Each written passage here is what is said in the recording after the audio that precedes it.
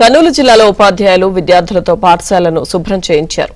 మంత్రాలయంలోని సంత మార్కెట్ వద్ద ఉన్న ప్రభుత్వ పాఠశాలలో భారీగా వరద నీరు చేరడంతో ఉపాధ్యాయులు విద్యార్థులతో బకెట్లతో నీటిని తోడిస్తూ శుభ్రం చేయించారు. విద్య నేర్పించాల్సిన గురువులే వెట్టి చాకిరీ చేయించుకుంటున్నారని పలువురు విమర్శించారు.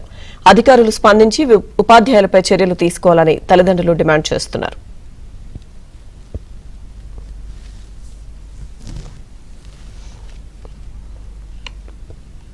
ప్రభుత్వ పాఠశాలలో భారీగా వరద నీరు చేరడంతో ఉపాధ్యాయులు విద్యార్థులతో బకెట్లతో నీటిని తోడిస్తూ శుభ్రం చేయించారు.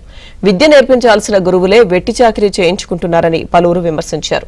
అధికారులు స్పందించి ఉపాధ్యాయులపై చర్యలు తీసుకోవాలని తల్లిదండ్రులు డిమాండ్ చేస్తున్నారు.